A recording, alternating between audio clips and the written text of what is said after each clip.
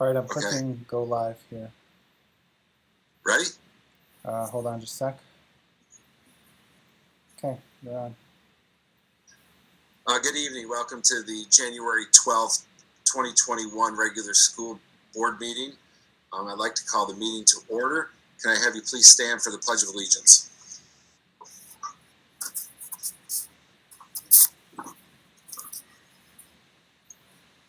I pledge allegiance to the flag of the United States of America and to the republic for which it stands, one nation, under God, indivisible, with liberty and justice for all.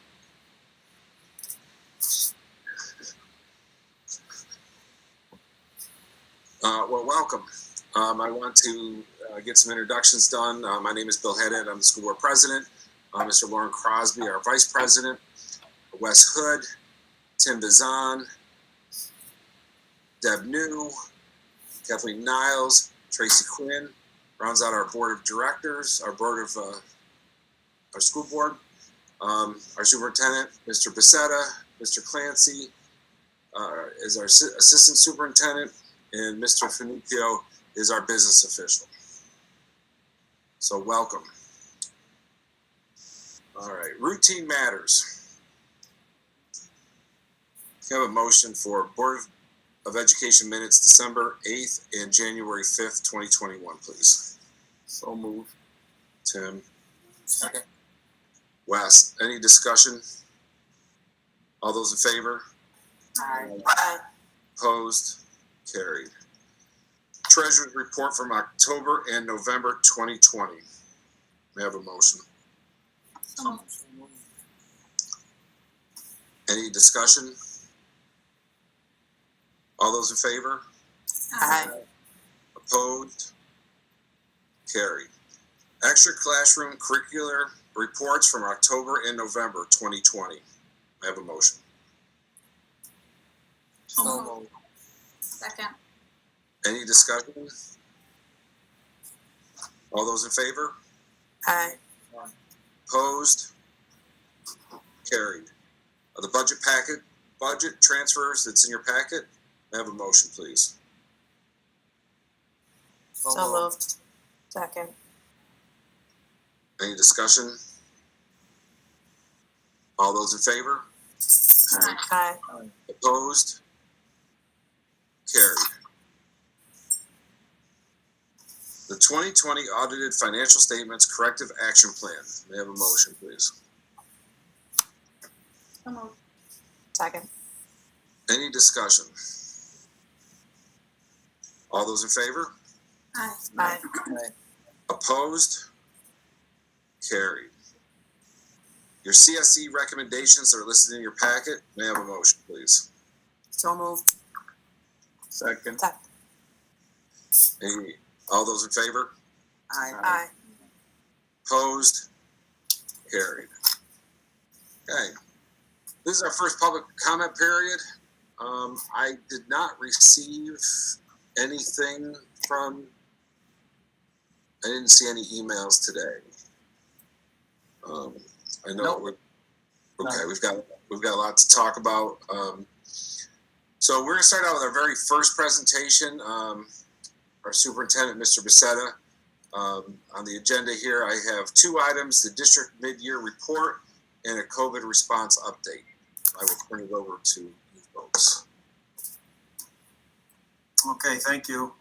Good evening, everyone. This is going to be a update from by committee, because certainly I want to be able to outline for our community some of the important things that we've been engaged with here at the school during 2020, and we wanted to be able to give a preview of some of the things that are going to be coming up in the new year. So Mr. Finuccio and Mr. Clancy are going to be helping me through this presentation as well. So again, it'd be impossible in a few minutes to summarize all of the significant things that have happened this past year. As we all know, it's been quite a year. But we did want to draw your attention to some things that were critical to our operation, and we also wanted to draw your attention to some things that you're going to be hearing a lot about in the new year. So sort of a summary and a preview wrapped together. We will touch on, in some instances, we'll talk about things related to COVID. However, that's a separate presentation that we'll get to some other details related to that after this presentation. So, if nothing else, we've tried to be consistent in our messaging for the last couple of years now. We've talked a lot, both at public meetings, at board meetings, at staff meetings, meetings with parents. We've talked about the importance of doing two things in public school system. One is to do the things that we're required to do, and there's a long list of those, and it's certainly increased during 2020. But secondly, we want to talk about doing things that just make sense to do, when we can remove ourselves from the chaos of the immediate urgent things that we deal with. What are some of the important things, foundational things that we need to do to make sure that the district is set up for long-term success? So a lot of the things we're going to talk about today, not only are we going to talk about things like COVID, that are of immediate concern, but we're going to talk about things that are important for us when we look at the long-term health of the district. And on the screen now is just, that's sort of our anchor. Those are the areas that the district has, and the board has created specific goals. We're going to touch on those goals throughout this presentation, but it's important to note everything we do really is anchored to that vision that we have at the beginning of the year, when we set the tone for how we're going to spend our time and energy. And again, quickly with the next couple of slides, it's important to point out we want to focus on the things that we can do. A lot of the things that we're going to talk about tonight, looking into the future, it makes us feel optimistic because we know that we're talking about things that are within our power to control. With so much craziness going on, sometimes it might be easy to feel like we don't have a lot of ability to impact what our daily routine is. And we are going to talk a lot about things that we can directly control. That's by choice. So again, it's important to talk about having a specific plan, not just talking in generalities, but having a specific measurable plan that we can hold ourselves and everybody that's a part of the institution. From every person in our school system has a role to play and has responsibilities and is accountable. And so that is at the heart of what we'll talk about. And again, the reason we're doing this is to remind ourselves that we're not about jumping from the flavor of the month, what's the latest buzzword in the world of education. We want to be about building foundation for long-term success. So really everything you're going to hear about tonight is about making connections, not operating in silos, not just being busy with activity, but being busy with doing things that have a specific purpose. And it's so easy now in this day and age to say, well, but we have COVID and we have all kinds of stuff, all kinds of challenges. We don't want to be about that. We want to be about getting it done. Of course we have challenges, everybody does. But this is an opportunity for Canastota to separate themselves from other districts who are inclined to make excuses. We're not going to be about excuses. We're going to find a way to get the job done, even if we do have challenges. And we will use a SMART goal process, as we've done in recent board meetings when we've had public presentations. We will continue to present in that form where we will have timelines and specific data and accountability layered into that process. So as we've done a number of times, we will view some of our work the umbrella of the 8 domains of operational efficiency. And again, this is just a way of sort of organizing our thoughts. Obviously, when you look at that list of 8 areas of school district operation, there's obvious overlap. So this isn't to suggest that these are separate and distinct silos. Of course they are. There's a lot of crossover between those areas, but this is just merely an attempt to help us organize our thoughts moving forward. So this starts with the tone that the board has set, from the beginning of each year, that we need to have a vision of what success looks like. We're not just hoping for the best, but we have a plan of how to get there. And how we get there is being very specific in creating process and procedure in the district. So we're talking about building systems and structures. In some cases, we may be just updating and maintaining structures that already exist that are working well. And there are certainly areas of the district that fit that category, things that work well, and we want to be able to maintain that and moving forward. In some cases, we need to build things. And so some of the things we'll talk about are new things for the district, but they're a piece of the puzzle of making us the district that we aspire to be. So to do this, we're integrating a goal process in every level of the district. So we have district goals. We have building level goals. And back several weeks ago, the principal spent some time outlining some of those goals. We're going to continue to visit that.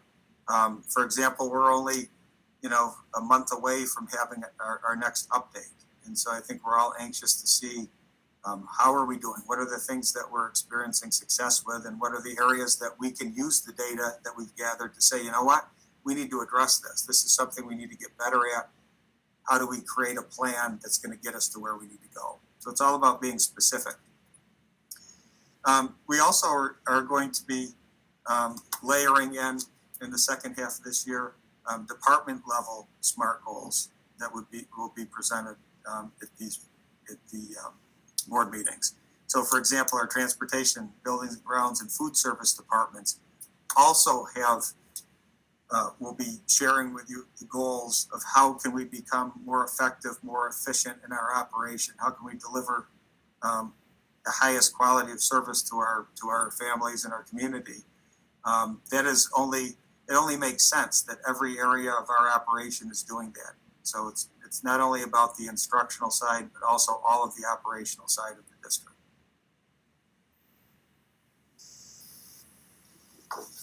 So we're going to start going through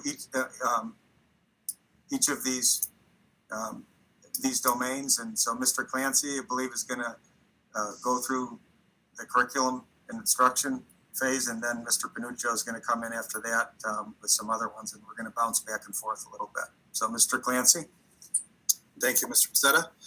So I'm going to talk a little bit about some of the things that have occurred this year around the second topic of curriculum and instruction. So like Mr. Pizzetta said earlier, this is certainly not an exhaustive list, but these are some examples of some of the things that the district has done to address the need and our staff members have done to address the need. And it's really been a collective effort. So one of the things that we've talked about a few times that I want to remind folks about is that we were very fortunate to be able to add an additional instructional coach to the district this year. So last year we had one instructional coach who served to support technology integration for teachers and students, but also literacy instruction. And we identified that really those are two critical areas that we really want to make sure each have their own person who can attend to each of those areas. So we were able to add an additional coach this year for literacy. So Cecile Retrosi is our instructional technology coach, who I probably don't need to tell you is invaluable in a regular year, but this year has been really a critical link for our families, our staff members, and our students to just keep everyone operating, working, and as successful as we can be. The other individual is Ellen Burns, who is our literacy coach. So Ellen is new to the district this year and has really done a fantastic job and a great amount of work around RTI, MTSS, and also literacy instruction and just instruction in general. And I'm very grateful that the board supported both of those roles because, like I said, they have been critical to our operation. The second item has turned into and is turning into a really unique and invaluable learning experience for us, and that's our instructional audit. So we've had some individuals, Ellen and Sue Anderson and Karen Henner, our Director of Instructional Support, who have met with every instructional staff member in the district, so grade levels, departments, and other individuals, to learn from them about what it is that we're doing well in terms of instruction, but also what it is that we need to improve upon. And we're wrapping this process up this month and are looking forward to presenting the results to all of our members soon. But what I'm most excited about with this audit is that the information and the results are coming directly from the people who are delivering the instruction. So this isn't an external person coming in and looking at our whole organization and saying, this is what you should do. It's really people saying, I've been here for a year, I've been here for 10 years, I've been here my entire career. These are the things that I've learned over time. These are the things that have worked well, and these are the things that we need to improve upon. And so it's really meaningful information. So that process is wrapping up soon. And that process I'll speak to it in a few minutes, that is going to drive a lot of what happens instructionally and with regard to professional development in the coming years. The other item that was shared with the board last year and with the staff is the special education audit. So we had Futures Education come to the district and interview our special education staff members and give us some really great feedback around our programming, our staffing, and helped us to think a little bit differently about some of the things that are connected to special education. So like the instructional audit, that is helping to guide us. It isn't a directive, but it's helping to guide us to improve instruction in special education. The board has also heard our SEP and DSIP plans. Mr. Faustino and I presented those to the board earlier this fall. Those separately, but also together, contain a lot of individual kinds of components around instruction, discipline, attendance, social emotional kinds of things, learning that have been integrated into our day at different levels, but are also, like the audits, are helping to drive our instruction and our next steps in each of our schools. And finally, remote instruction. I didn't really intentionally leave it as last on the list, but that has been, in terms of curriculum instruction, has been significant. And I have to commend our instructional staff this year because they were faced with circumstances that none of them have ever been faced with before, and that is to have to teach really on the fly or on a moment's notice sometimes, remotely, in person, to not all of their students all the time in person. So they've had to think critically about how they're teaching, but also what they're teaching. And so their work has been very difficult, but very worthwhile, because what they've done is paying off, because the information that we're getting from families and from students is that it's difficult, but our staff is doing a tremendous job connecting with them. I'm going to turn things over to Mr. Panuccio, who will talk about budget and finance. Thanks, Mr. Clancy. These are just some examples that we've been working on. This isn't an exhausting list of all the initiatives that we've done. Some things we've done is we've created a new budget coding system. We're able to budget and earmark expenses more accurately. This follows transparency and ESSA guidelines. What they want us to do is expand and follow the needs per building rather than the district as a whole, because certain buildings have different needs than others depending on the demographics of it. RFP for property and casualty insurance. We're able to save some money with better benefits or similar benefits that we always have. So we'll always be looking to get better and use taxpayers' money more wisely. The efficient use of federal grant funding. We use grant funds where, the instructional needs are and what makes sense. We always want to use our federal government funds wisely. I know that every single year it seems like they're deteriorating a little bit, but we do the best we can to make efficient use of our grants. Maximizing partnership opportunities with BOCES. Every chance we get, we're going to partner up with BOCES. There's a lot of opportunity there. We're able to get aid on some of the things that we purchase outright, so it always makes sense to check with our local BOCES or another BOCES by doing a cross contract to utilize our funds properly.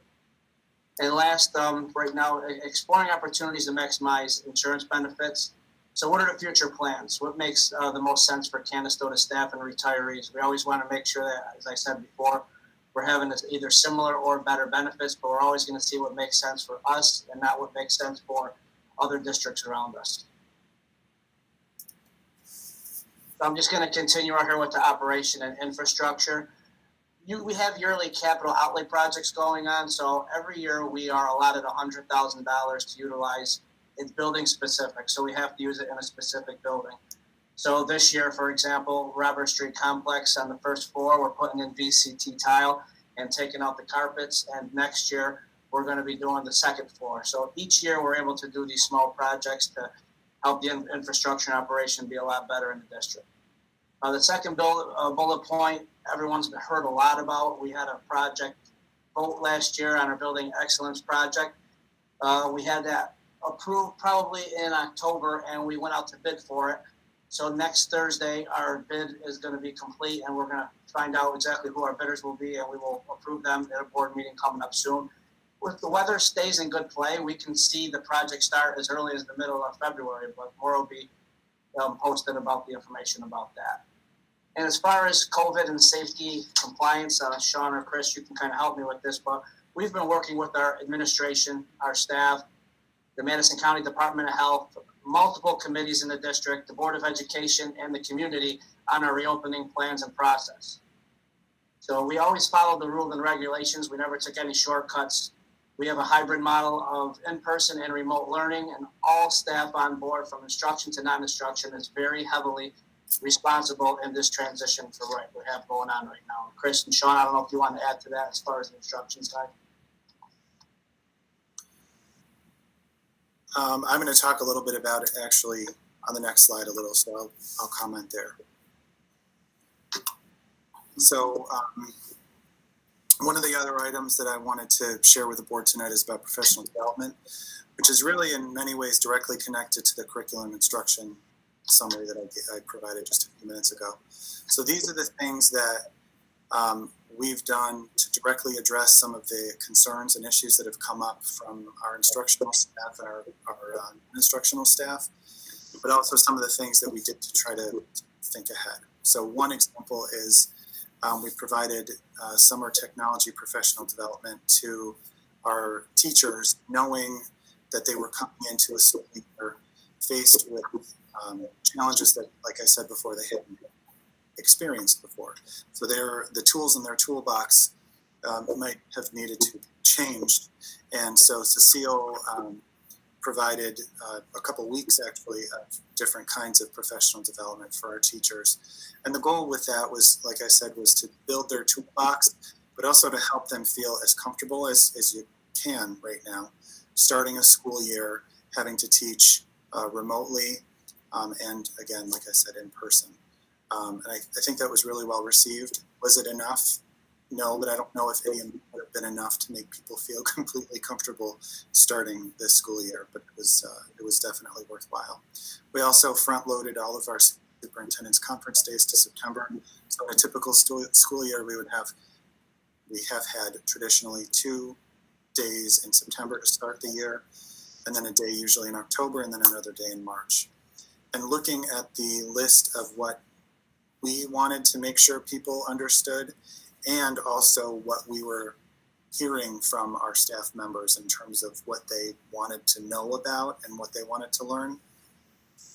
we determined that those additional days at the beginning of the school year would help all of us feel like we're, again, as prepared as we could feel to start the school year. So we were able to adjust the calendar and do that, and filled those 4 days with information. One of which Mr. Pinocchio started to speak to, and that is COVID health and safety training. So that was an additional large chunk of a few of those days, some of which was required of us this year. It was a new requirement from the state. We provide specific training around COVID health and safety. And then other things were just things that we felt that was important for people to know in order to maintain health and safety for staff and our students. So that was a significant addition. Another more recent change to our calendar was the addition of some half days to the school calendar. So we added 4 additional days for a total of 5 half days in the 2021 school calendar. And those days were really added in response to the need that we were hearing from our staff members. So, like I said before, our staff has been working tremendously to get all of the jobs that need to be done in school done. However, as we've learned, things have evolved and things have changed, and additional needs have kind of risen to the surface. And we want to make sure we're supporting our staff members throughout the school year, so that'll give us an opportunity to do that. I've spoken a little bit about our instructional coaches who have continued into the school year with a tremendous amount of support for our staff. And again, if there were ever a year to have those folks on board, it would be this year. When we look at additional support from outside of the district or ways that we're going to pay for some of the support, we always look, I think Mr. Pinocchio really said this better than I will, but we always look to BOCES and our federal grants as funding sources. BOCES because sometimes there's a level of expertise there that we don't have, and also because that does generate revenue for the district when we purchase anything through BOCES. Yeah, Chris, I just want to add to that something that Superintendent Becerra said that overlaps. Some of these items are in multiple different domains. Yep. I wanted to also add to the COVID health and safety training. I wanted to, in addition to that, we have a lot of mental health training for our staff. We have an EAP program that our treasurer, Sue Merrill, sends out every month for a lot of information based on mental health assistance. So in case anybody's having any problems, we're definitely here to support you. And we want to make sure that if you ever need anything, just give us a call. Absolutely. Thank you. And the final comment is that a lot of the professional development that we're going to provide this year, but really for probably the next few years, is going to be framed around the results of those instructional audits and special education audits. Because like I said, that information came from our staff members and will be used as a framework and a guidance document for us to move forward. Personnel management has been another certainly more unique, a different topic this year because of COVID. It's presented lots of different new things for the district to have to consider and for staff members to have to consider. And so what we've really tried to do as a district is to put processes and protocols in place so that people have an understanding of what it is that they should do, what it is that they can do, and then how to do that. And some of that includes things around different kinds of, or perhaps more accountability measures in place with respect to documentation for absences or leaves. But really it's around structuring that process for our staff members. It's still a work in progress. We still have work to do, but that has been the way we've approached all of the personnel needs, certainly a lot of the unique personnel needs this year. One of the other items that really started last year was an evaluation of the organizational structure. So there had been some different kinds of positions that existed at the district leadership and building leadership levels. And through some of these analyses that happened with futures education and then some of our other experiences in the district, the structure change and some positions were changed as a result of that to help us become more efficient and effective. Mr. Becerra. All right. Certainly, we want to make sure that we're effective in communicating some of the important things that we've been engaged with. We can be doing a lot of good things, but if we're not effective in relaying that or helping people to understand what we're doing and why we're doing it, then we've missed the mark. So this is obviously a work in progress.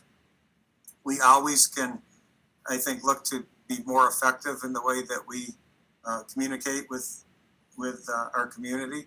One of the things that we've tried to implement, it's really been in effect since we started dealing with COVID, was we added this layer of a weekly video update. We've again, largely, probably, 3/4 of the time in recent months, it's been dedicated to something related to COVID. Based on the types of feedback that we get from people, we certainly will try to incorporate some other information. Earlier on in the process, we started using some other topics other than COVID. We'd like to be able to get back to that at some point. But we're certainly receptive to feedback that we get from people. Some of the segments or some of the informational pieces that we presented through the video update have been the result of just people asking for it, people asking questions or saying, can you give us some more clarification on this or that? So if there are topics that people are interested in or would like us to communicate or give examples of, or, we would be glad to do that. So that's new. Again, can it be better? Absolutely. We're interested in making it better and more concise, and it'll be a work in progress. As long as people continue to check it out, we'll continue to put it out. I guess the sign will be if people are no longer interested or no longer checking it out, then we'll adjust accordingly. But at this point, we think it's probably here to stay moving forward. I think we also wanted to talk a little bit about other ways that we've been able to communicate using technology. So, Mr. Clancy, do you want to address School Messenger? So School Messenger is the tool that sends out the text messages, the emails, the push notifications to our app, and the phone calls. So I probably don't need to share with everyone that tool has been used in the last 9 months, more than it probably has ever before.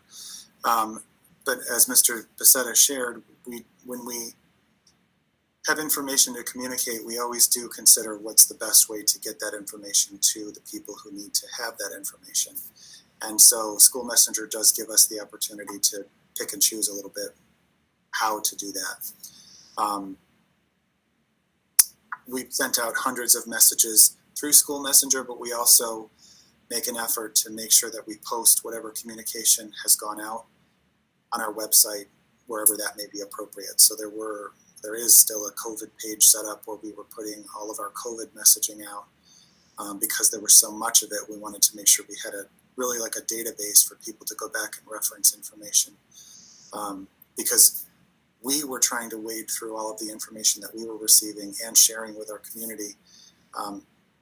I can only imagine that was the same experience that they were having. So to create that database or warehouse of information, I hope was helpful to the community.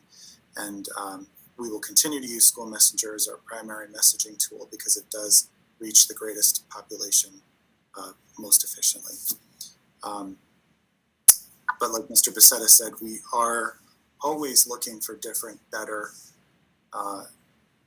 and sometimes more efficient ways to communicate information to people in the way that they want to receive it. So we will continue to work on that. I'll turn it over to Mr. Panuccio. We'll talk about the last item. And the last item on this one for communication is community capital project and budget presentations. Anytime taxpayers' dollars are going to be implicated, which we believe is in a positive way, it's for our students in our community. We will always be transparent to the public and to the staff. Our doors are always going to be open for any questions that anybody may have. As you remember, last year, We went through a lot of forms with our capital project and budget presentations, and we will always hold open communication for anybody in the community that has any questions.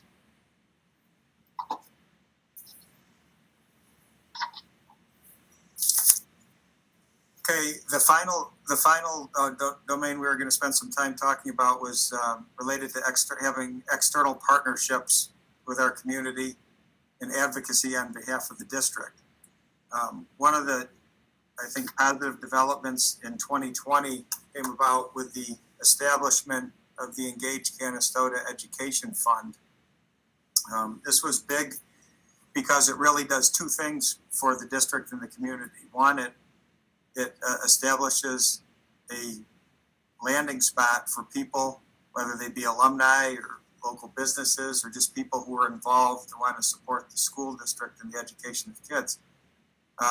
There's a landing spot for funds that can support endeavors outside of the basic educational program.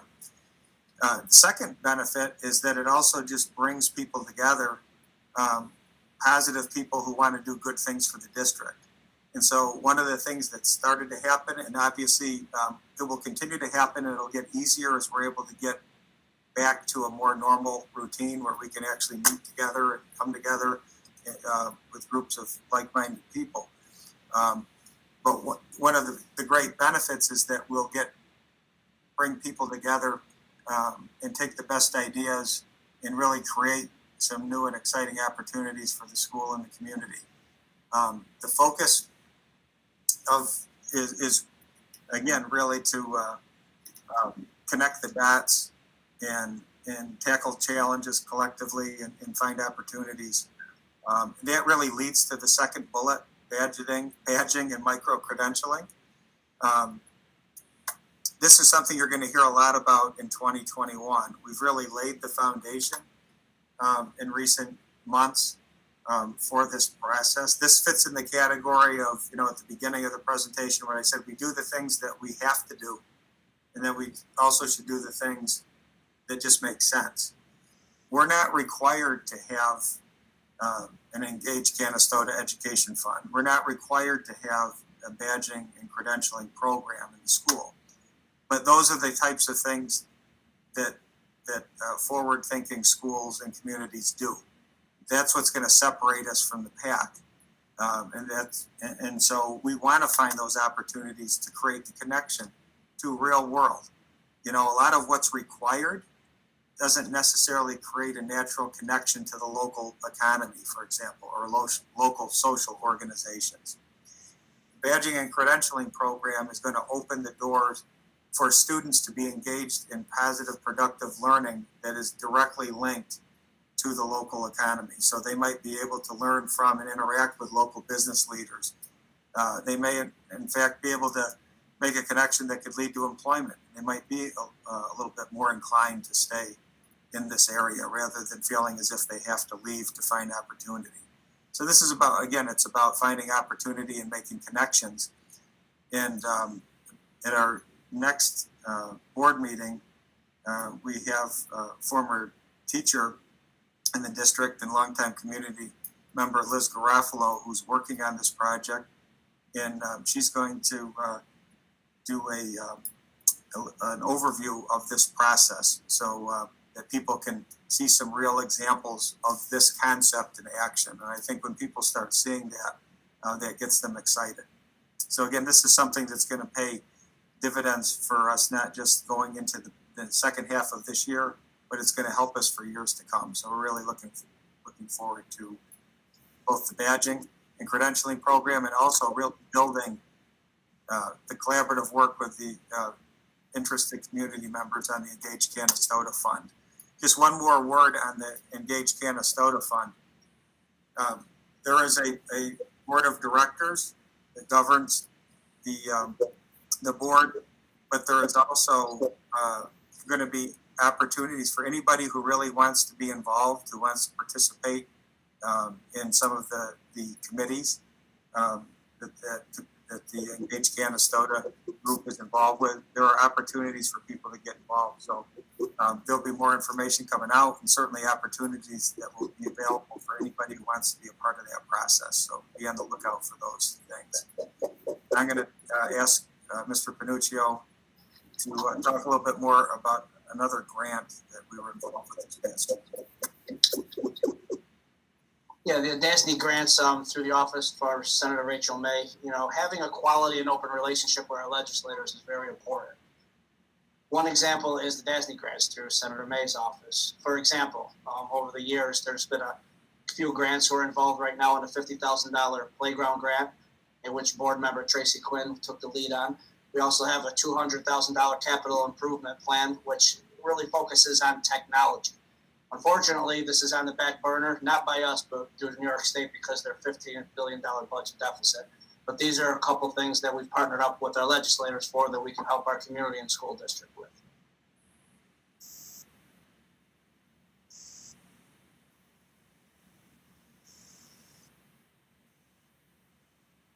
Of course, we always end every presentation with a John Wooden quote in some way. So that's sort of become a tradition. I was waiting. So this is something we can continue to revisit. We just, again, we just wanted to sort of do a little bit of a recap and a little bit of a preview. And these things will keep coming up in the quarterly updates and the building principals and department head updates. So are there any questions or comments?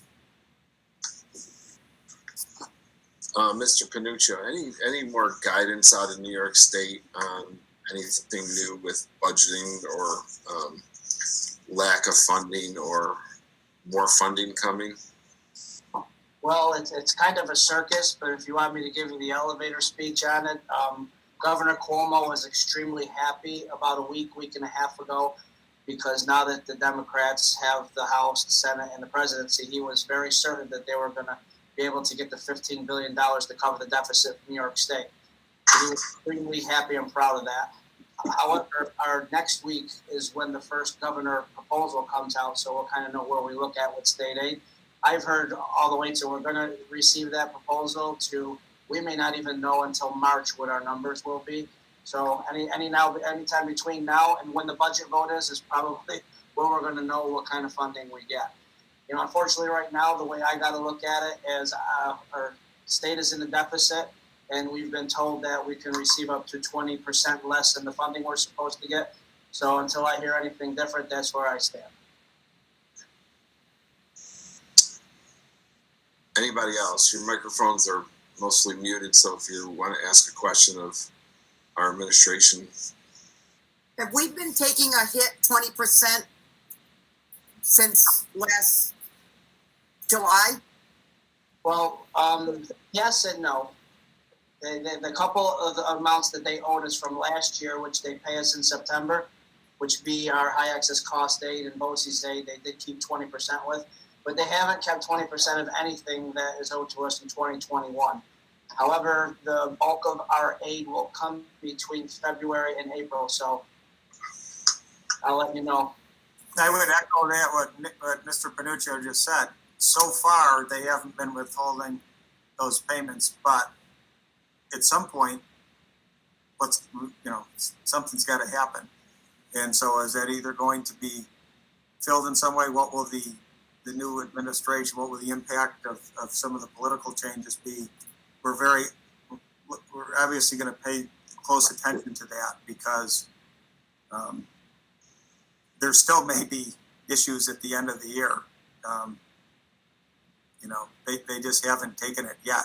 And the governor has really made a point of saying that, that hasn't happened yet. But yet that 20% still hangs over our head. It's not like we're out of the woods. So we don't want to get lulled into this sense of complacency that it's going to be okay. We don't know. We're in a year and are probably heading into a year unlike any that I can certainly recall. So a lot of uncertainty, and I think this budget process is probably going to reflect the fact that we have to plan and be ready to react to a wide range of scenarios. more than any other year in probably decades anyways.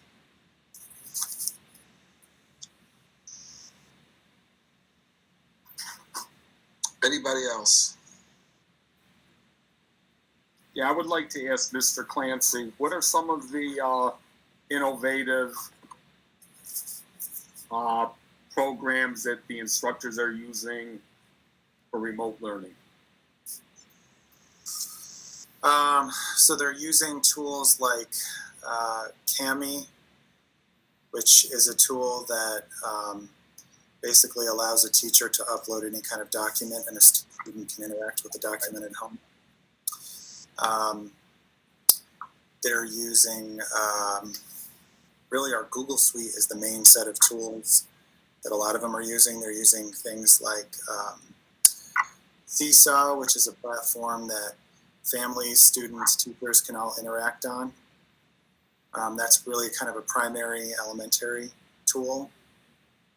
They're using a tool called Zern, which is a tool that aligns with the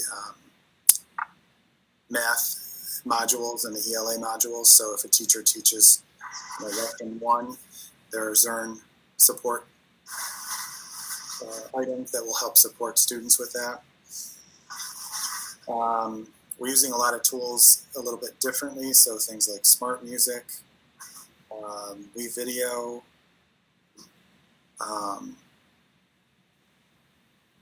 I know there are some that I'm forgetting.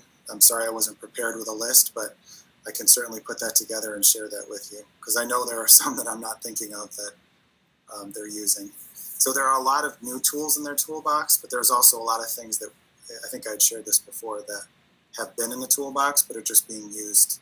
Right, that's I'm just thinking. Okay, thank you. I can prepare that certainly and share that with you. That's fine. Thank you. Sure.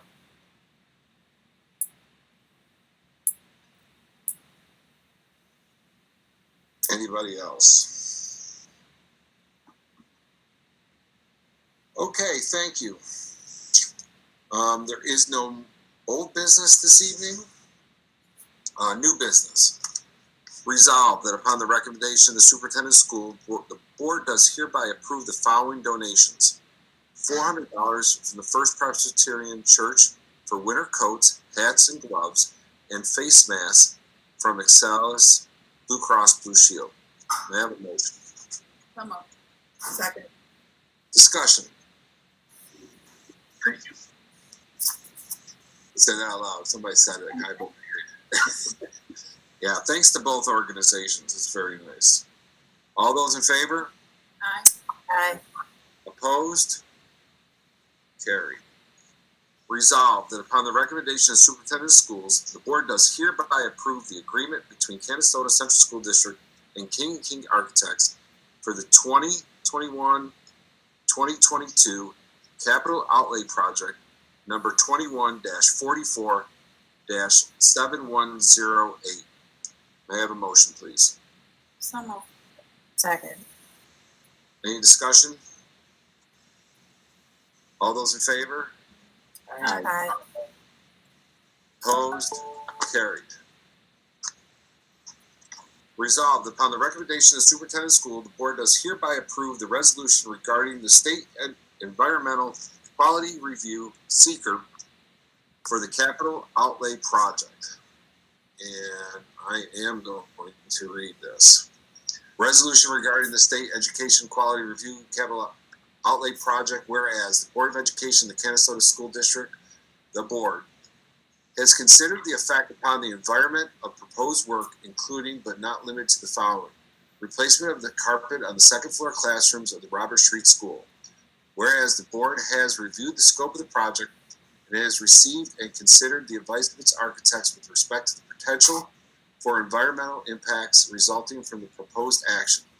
And whereas the board has reviewed the proposed action with respect to the Type 2 criteria set forth in 6 NYCRR Part 617-5, Section C. Now here, therefore, be it resolved by the Board of Education as follows. The proposed action does not exceed the thresholds established under 6, New York CRR Part 617 State Environmental Quality Review Act, seeker. The board hereby determines the proposed action as a type 2 action in accordance with the seeker regulations. No further review of the proposed action is required under the seeker, and this resolution shall be in effect immediately. May I have a motion? So moved. Second. Any further discussion? All those in favor? Aye. Opposed? Carried. Number 4, resolved upon the recommendation of the superintendent of schools, the board does hereby approve Vanessa McClowry's APPR certification for the 2020-21 school year. May I have a motion? So moved. Second. All those in favor? Aye. Opposed? Carried. All right, committee reports, policy. Policy met this evening. I did focus on Karen Henner is pulling together some information regarding state mandated and federal mandated changes with Title IX, sexual harassment and compliance officer details. A lot of it's really just wording and title changes. We have those going forward. Those will be up for review here shortly. The second part of the meeting, we just sort of recapped where we were going into the holiday season. There's a couple policies we want to talk about. One the board will see here right after our next policy meeting regarding attendance policies and incentives for and programs for attendance. But other than that, nothing new to add on tonight. Any questions for Lauren on policy? Safety? Yes, we met on December 10th and it was a virtual meeting. I'll go down through it. Some of it I will tell you that, I'll skip because we talked about it as far as the COVID is concerned. Jack came from BOCES, talked about the fact of influenza, and there is influenza A and B both out there, but obviously most of our concern these days is about the COVID. He also talked about pesticide use. No pesticides had been used and basically within the district. He talked about visual inspections, and basically those visual inspections for the most part have been backed off until at least the beginning, until March of 2021. Also talked about water testing for lead, and that again has been backed off because of COVID and because so many of the schools in New York State are in this flux issue.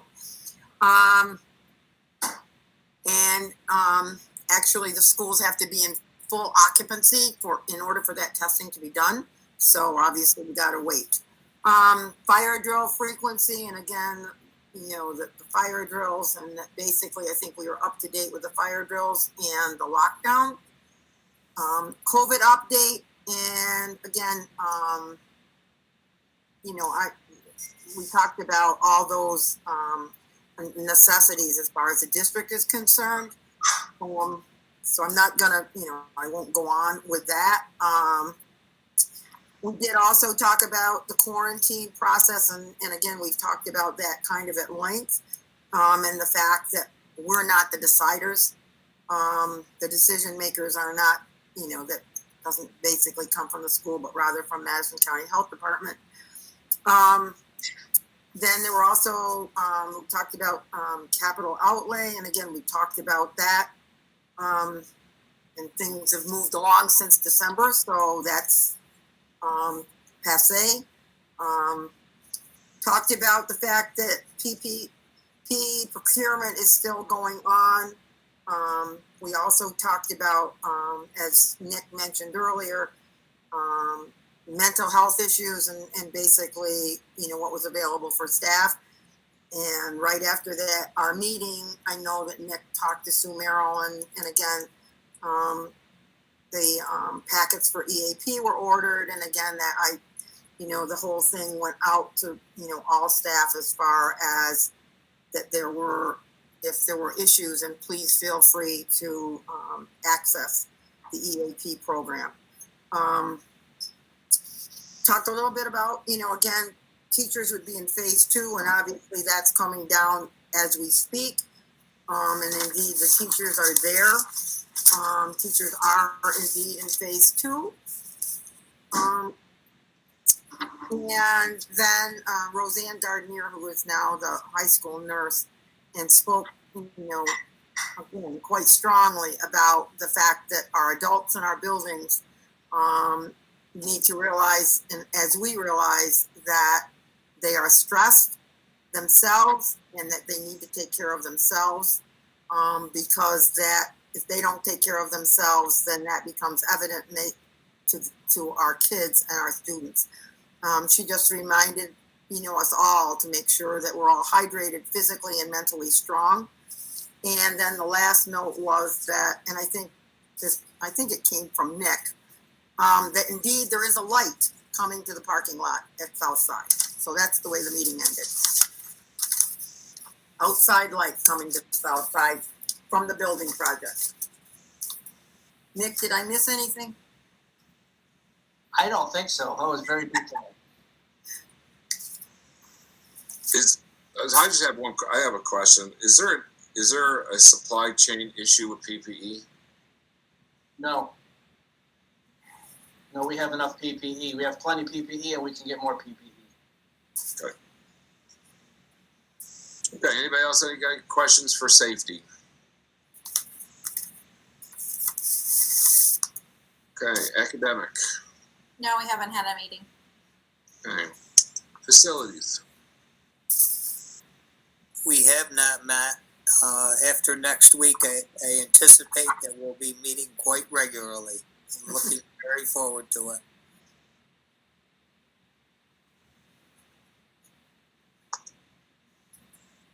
Just give an update from that. We did, for anybody who's paying attention, we did move our bid process out a week on the recommendation of our construction manager, for the fact that we're getting a lot of interest and a lot of questions. So it was, it's good to hear. So we find that encouraging. Audit. We did meet last week virtually also. Basically, it's what you approved. We reviewed these, all the things that we approved under routine matters this evening in those reports. We also did meet with an option for some of our insurance. We've sent some questions back and maybe some additional things that we're asking for.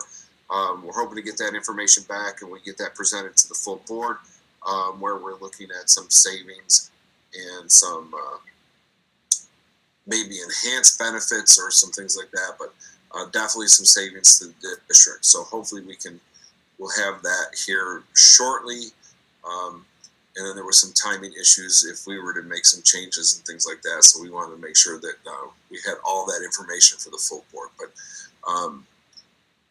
it was a good presentation, and I think Nick's doing a great job of making sure that we can continue to look to save money and enhance our services. Any questions for me? I'm sorry, I didn't give anybody a chance to ask Wes a question. Anything for facilities or audit? How's that?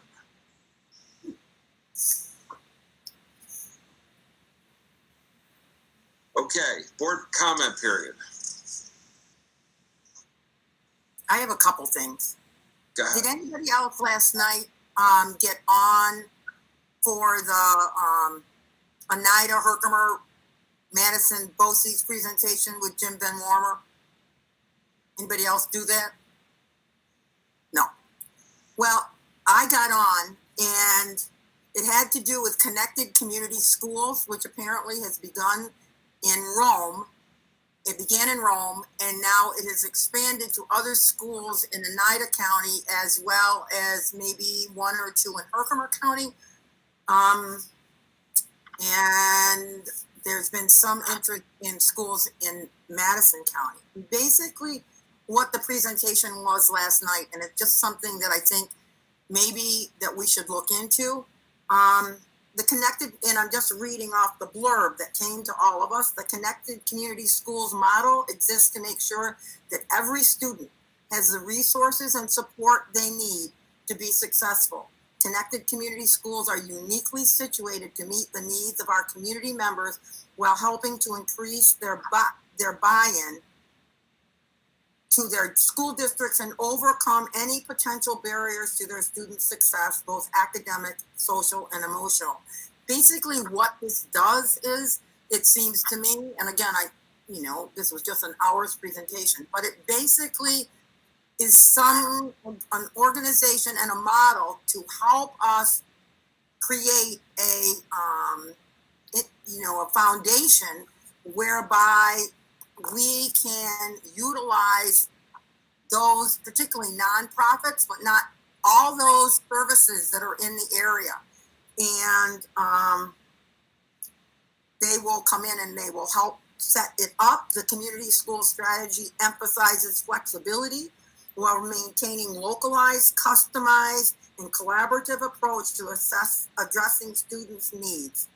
In this time of uncertainty, we are sure of this. Connected Community Schools work.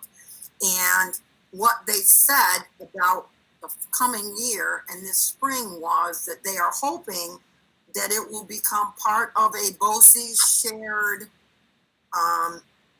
service, so that if we were to buy into it, then it would become one of those things, just like Nick was saying, that then could be aided. And again, they really didn't go into the financial piece of it.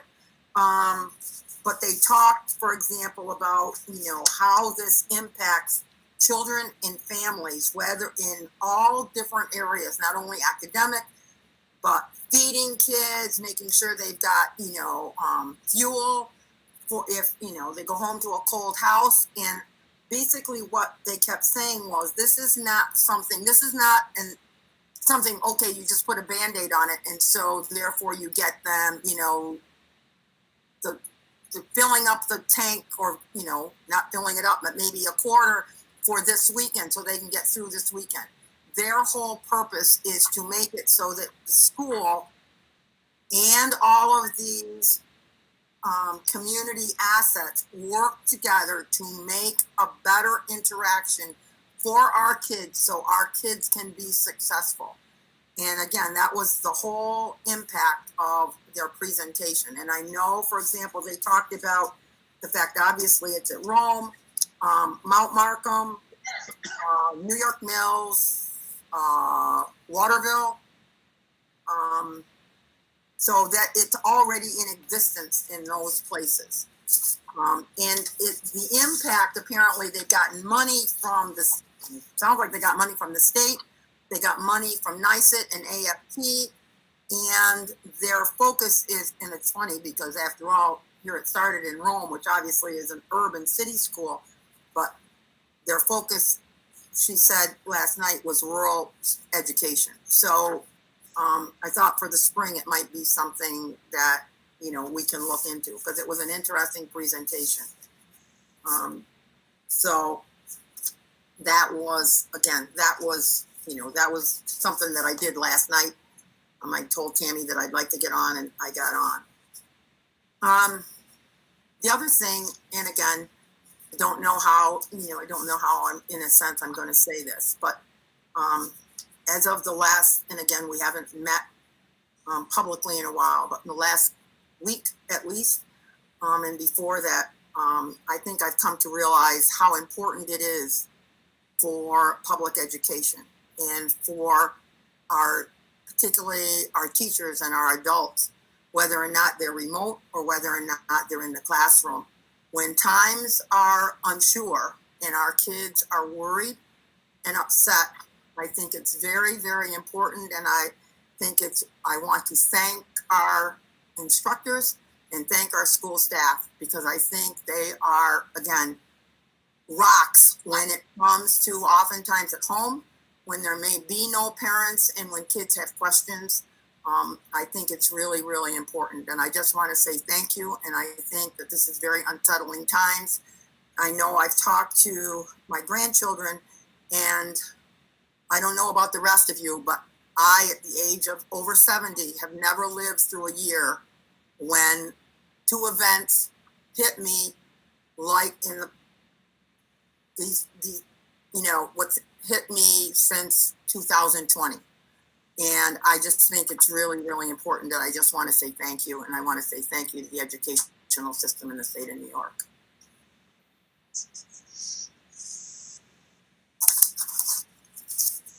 Thanks, Debbie. Anybody else? I just have two things. I want to congratulate Gavin Baker. I see that he is the CTE Student of the Month for December under December Trait of Safety from Madison United BOCES. So saw that posted today. I also did get a call last week from New York State School Boards. Michael called. He impromptu wanted to kind of survey about what we were doing. He asked questions about how we handled graduation, whether we were back in school, how we were handling all of that. I have a feeling Michael's going to be calling me back. He was kind of impressed with that. I said, we're doing pretty well. I said, probably the toughest problem that we have is dealing with the senior ball and the junior prom. I said, it's kind of the one thing we don't have a firm fix on, and how to handle that right now. We're hoping that in the spring, late spring, maybe things clear up and we can go back to what would be normal. I said, but other than that, we're going through. I said, other than our fact that our high school is not back full time, all of our other grades are, and I think he was a little impressed with that. So he was proud of the fact that we had the multiple graduations, that we were able to pull off for our seniors last year, and hopefully we'll be fully embedded this year. So he did call, like I said, out of the blue. I answered a call that I didn't recognize the number from Albany. So anybody else?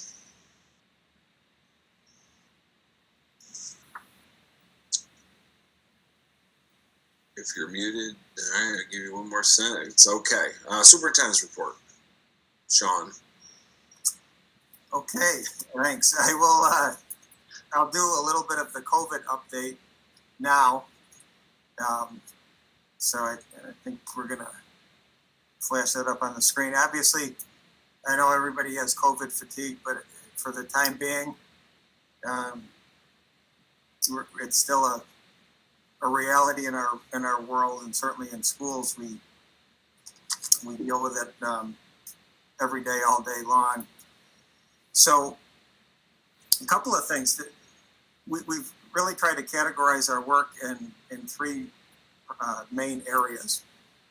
I just wanted to spend a couple of minutes on each of those just to update people on where we are.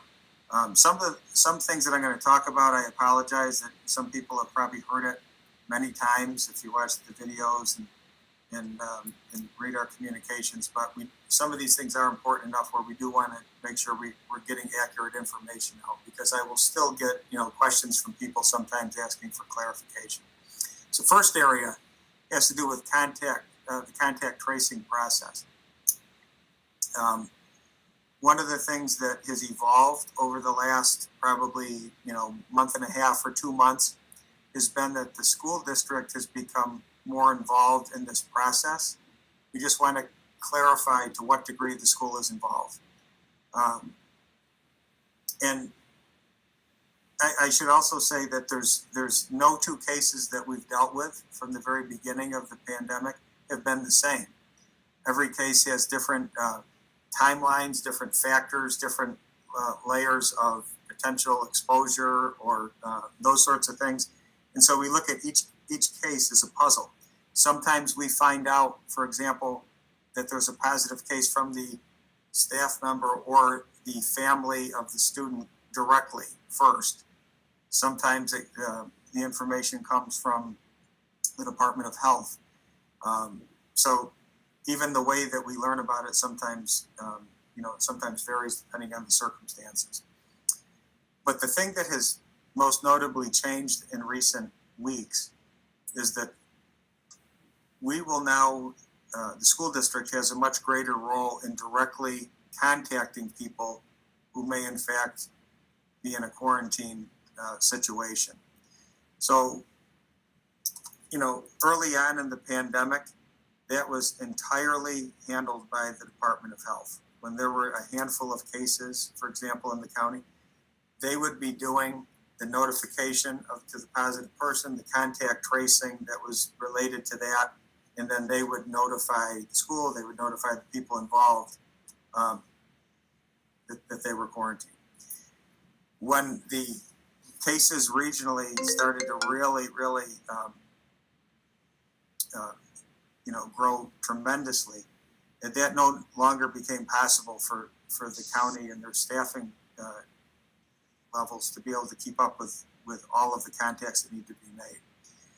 So what's happened in recent weeks is the district has, for a school-related case, we've done a lot of the legwork in trying to, track down, for example, who was around who, if somebody became positive, when was somebody in contact with that person during the period of time in question, when the person may have been contagious.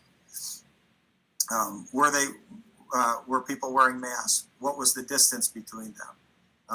Did the student ride the bus or not ride the bus? There's a million different scenarios. Were students together for a prolonged period of time or a brief period of time passing? All of those factors are collected by a team of people at the school.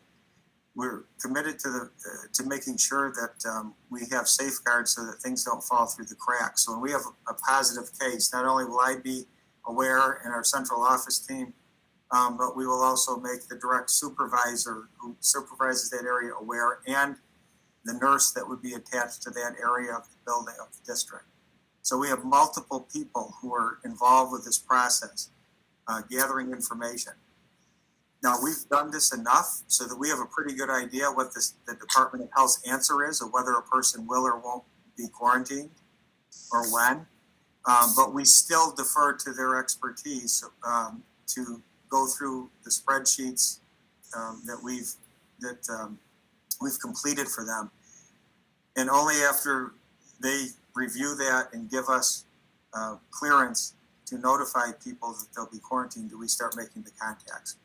So now we are the ones who will be contacting a family and saying, for example, your student may have been exposed, and as a precautionary measure, they are now placed into quarantine from this date to that date. So I mentioned that because that is different. At one point, our message to the community was, that's the Department of Health's, that's their role. It still is their role to determine who is in quarantine. The district can't officially put somebody into isolation or quarantine. We don't have the authority to do that, but we relay the message that in fact has been reviewed by the county, and they are agreeing with that assessment and putting somebody into isolation or quarantine. Okay, so we feel like the way that the process has unfolded has given us a very quick and efficient way of responding, probably is as quick or quicker than any other area of really our society these days, that the school is able to react to the information and start making contacts with people that otherwise would maybe take much longer. That was one of the reasons why, once we were able to still lean on the health department's expertise in the final evaluation, but once we were able to perform a greater role, that allowed us to have a chance to be open. That's what's allowed us to be able to function, to be able to open our buildings. And we're really happy that not only were we able to reopen again after the Christmas break, but we're now heading towards the middle of the second week back. And while there are certainly bumps in the road, there will continue to be bumps in the road. We had a notification go out, or is going out this evening, just to clarify the fact that we will from time to time have a class that may be quarantined and learning remotely for a period of time. We don't always need to close an entire building. And again, this determination is always made in conjunction with the health department. So I'll give you an updated example. Today, it was determined that for the next couple of days, there would be two classes specifically that would be learning remotely over the next 2 days, and then would return to the regular schedule on Friday. Those families who were impacted by that decision to move those classes, because those students would be in a quarantine situation, and in some cases staff members would be in a quarantine situation, those families, those individuals were contacted directly, so they know that that is their situation, that they are in fact in quarantine for the next several days. When there is a full building closure, that will, as we've done in the past, that will go out in the form of the school messengers to get the most immediate information out to the school community. So for anybody listening now, again, that message is going out, but to reiterate, there were specific classroom closures. The scope of the potential exposures was examined in conjunction with our nurses, our administrators, and the Department of Health. We felt confident that after that assessment that the building could reopen because there was not exposure beyond those specific classrooms. So again, Robert Street, and in fact all of our districts are open as usual tomorrow. Students or adults who are not supposed to be in school because of a quarantine order have been notified. Mr. Clancy, I know we were getting that message out. Is that? Yes, I'm going to add on it. Yeah, I'm going to click send on it in just a moment. So just a heads up that your phones are going to ring. Okay.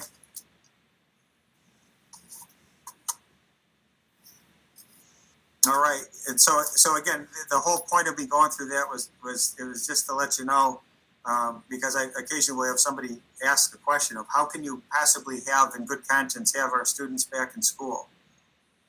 The reason we can do that is that we are confident in the process that we've implemented, that we immediately start working the process, immediately start coordinating with the Department of Health. They contact us morning, noon, night, weekends, at any point. It's fair game, and we go through that process. If there is a case, and it's happened in the past, as you know, if there is a case where we're unsure of the potential scope and impact, then we will close a building. We will always err on the side of caution if we think that we're lacking critical pieces of information. But to put everybody's mind at ease, there is a team of people. It's not just me. It's not just a nurse. It's a team of people who are all checking and double checking each other's work. We play devil's advocate all day long to make sure that we're doing the right thing for our students, because we have said from the beginning, if we can have them here, we think it's important to have them in school with us. So that leads me to the second item on the list, zone testing administration. It has been playing out in the media now for the past several months. A lot of talk about, yellow zones, orange zones, red zones. We know that neighboring counties have found themselves in a zone. Some districts who are, not very far away from us at all have ended up in a zone, which means, for example, if you're in a yellow zone, that you have to test 20% of your in-person population within a 2-week window in order to continue to remain open. We had done a lot of prep work for this for weeks, and I would really commend our administrators and our school nurses who really worked as a team to come up with a plan that would allow us to conduct that level of tracing, which means in our case, hundreds of people. It would mean in the neighborhood close to 300 tests within a 2-week period of time. We've been fortunate in that what we thought was inevitable has not happened yet. It's happened in Oneida County, it's happened in Onondaga County, and in a lot of other places. We are not, and as we sit here on Tuesday, January 12th, we are not in any designated zone. One of the things that's helped our situation is the regional hospital capacity. There's a metric attached to that. We have not, we are still under that threshold. Could it change at some point in the near future? It can. But we want to make sure that we get the message out there that we are able to address the testing requirements and still keep our schools open. And in fact, some of the requirements have changed. The governor has changed where it you still can actually even remain open. For example, if you're in an orange zone, at one point that was going to be more problematic. So there's been a lot of changes coming from the state that have allowed schools more latitude in being able to remain open. If we are, we have some good news, because if we are, in fact, in a zone, we now do have the help of the Madison County Health Department to help us administer that testing. A couple of months ago, they did not have the ability to support us in that, and so we worked on our internal capacity to handle it. We now know that they do have the ability to do that. And I just want to say we are thankful, very thankful, to the Madison County Health Department. We talk to them practically every day, and a lot of days, multiple times a day. And they have been fantastic. I know that's not the case in a lot of places around the state. I know that a lot of school districts feel like they're starving for information, and that's led them to having a hard time being able to open their schools in good conscience because there's too many question marks. Our county has been fantastic. They pick up the phone every time we call, and that's at all hours of the day, night, weekend. And so we are thankful for that. And we're thankful that if we do go now into a situation where we have to do this 20% testing, they will help us in that process. Final note is the item number 3. We had recently put out a communication to our families asking them to inform us of their preference for their child's instructional model as we move into the 3rd marking period starting in February. We've asked people to, for example, if they're interested in having their child move from remote to a hybrid or an in-person model or vice versa, that they would notify us of that. Now, if somebody wants everything to remain the same, if your child is already in daily in-person, you don't need to notify us, and the letter indicates that. But we are just reminding people, if you are interested in changing the model, if you are interested in having a child return from remote instruction, we just ask you to notify us so that we can make adjustments and do any work on our end necessary to accommodate those requests. And oftentimes there'll be a number of conversations with the building administrator or our transportation department, just to make sure that everything is in order. Our goal is to have as many kids who want to be in school able to be in school. But one thing we will not do is compromise any of the standards that we've established from the beginning of the year. So we're not going to put kids into a room if we can't properly distance them, those sorts of things. We also ask people to understand that while we want to work with families and accommodate requests, we would ask people to settle into routines as opposed to trying to switch back and forth, from day to day. That is very difficult and it's disruptive, for both the student and for the classroom. And our teachers need to be able to know what students are going to be in front of them so they can organize their space and those sorts of things. So please just take that into account. Our families have been fantastic. We thank our families for being very understanding of what has turned out to be a real changeable environment. Sometimes we realize, that we throw curveballs at you sometimes. We want people to understand that it's because we're trying to do the right thing. And for example, if there's a curveball that says your child can't come to school tomorrow, it's because we have information that would suggest that, for the health of them and other people, that's the right thing to do. So everything that we've tried to do has been guided by, what's the right thing to do, and the transparent thing to do for our school. So those are the three areas. We'll continue to focus on them. The new addition to the equation is the vaccine. We know that a lot of people are anxious to get the vaccine. We're really hopeful that this might help start turning the tide. As more people are vaccinated, that there'll be less and less disruption to our schedule.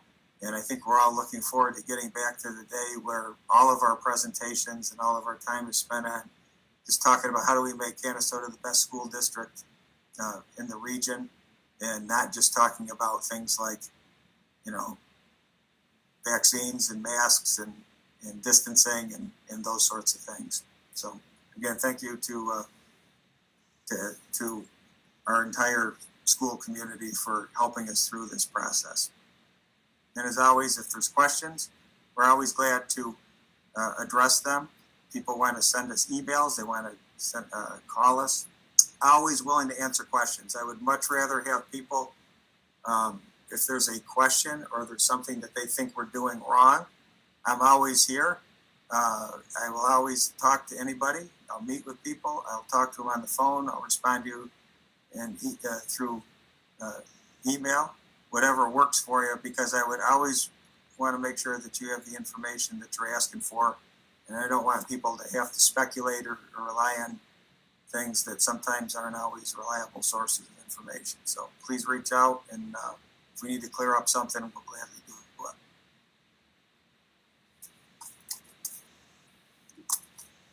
Thank you. Thank you. Well, I'm going to apologize because I went totally off because I introduced presentations, but that was supposed to be early on in the agenda. So you could have stopped me, by the way. I figured I just could roll all together, at a later time. So. All right, you got anything else there? Yeah, I think just quick reminders. I think there are things that already were mentioned in the report that we're excited about the bid opening for the capital project on January 21st. So we're excited to move forward with that. It's exciting because we're actually going to start seeing things getting done in the next couple of months here. We're actually going to see the visible result of what we're working on, and it's going to really going to be great for our kids in our community. Also, I'm looking forward to the January 26th meeting because we're going to be able to give a update on this credentialing program that I mentioned. We've been talking about it for a long time, and we really are about to see some of the results of what it can actually do for our kids. So if people are interested in that, they should check out the presentation at our next public session on the 26th. Awesome. Thank you. I echo the thing. There's a lot of Facebook, social media chatter that went on today that we try to get. That's why basically that message went out. I'd asked superintendent to see if we can get something out here because there's all of a sudden it started to spiral into a whole lot of different things that weren't true or speculations. Ask the school, check the website, check what's going on. If, for example, when these messages come out, I generally share them, but we can, just make sure you get the direct information from the school. So, all right, anybody else for the superintendent?